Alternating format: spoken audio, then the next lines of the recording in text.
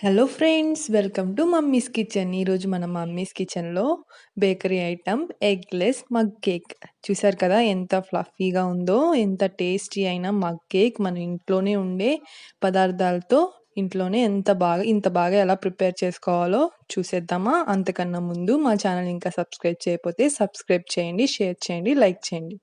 ఈ మగ్ కేక్కి కావాల్సిన పదార్థాలు: మైదా 2 స్పూన్స్ తీసుకున్నాం,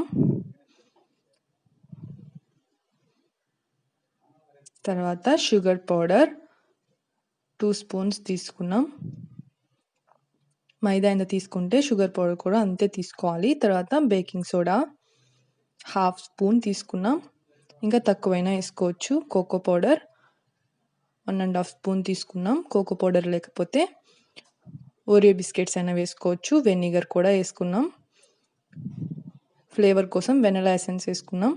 తర్వాత 3 స్పూన్స్ ఆఫ్ మిల్క్ని కూడా యాడ్ చేసుకున్నాం. ఒకవేళ వెనిగర్ లేకపోతే స్కిప్ చేసుకోవచ్చు. ఈ విధంగా మిల్క్ని యాడ్ చేసుకొని బాగా మిక్స్ చేసుకోవాలి.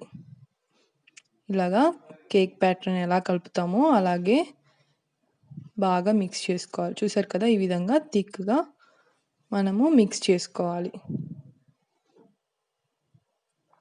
ఈ విధంగా మిక్స్ చేసుకున్న ఈ ప్యాటర్న్ని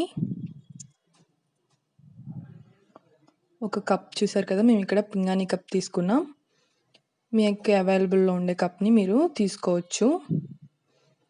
ఇలాగా ఈ ప్యాటర్న్ని కప్లో పోసి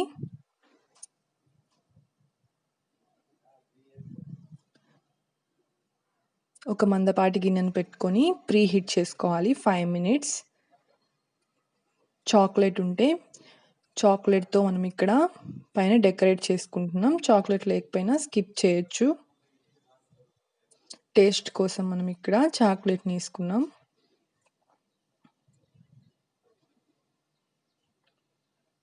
ఇలా ప్రీ హీట్ అయిన తర్వాత ఈ కప్పులని ఇందులోకి యాడ్ చేసుకొని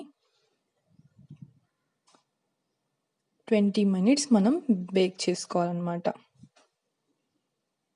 లో ఫ్లేమ్లో పెట్టి మాత్రమే బేక్ చేసుకోవాలి. చూసారు కదా, 20 మినిట్స్ తర్వాత ఎంత ఫ్లఫీగా, ఎంత బ్యూటిఫుల్గా కనిపిస్తుందో. ఈ బ్యూటిఫుల్ రెసిపీని మీరు కూడా మీ ఇంట్లో ట్రై చేసి ఎలా వచ్చిందో కామెంట్ సెక్షన్లో తెలియజేయండి. ఇది చిన్నపిల్లలు చాలా ఇష్టంగా తింటారు. కేక్ని ప్రిపేర్ చేసుకోలేని వాళ్ళు ఇలా సింపుల్గా మగ్ కేక్ని ప్రిపేర్ చేసుకొని తినొచ్చు ఈవినింగ్ స్నాక్ కింద. ఇది ఎంతో టేస్టీగా ఉంటుంది. మీరు కూడా ట్రై చేయండి.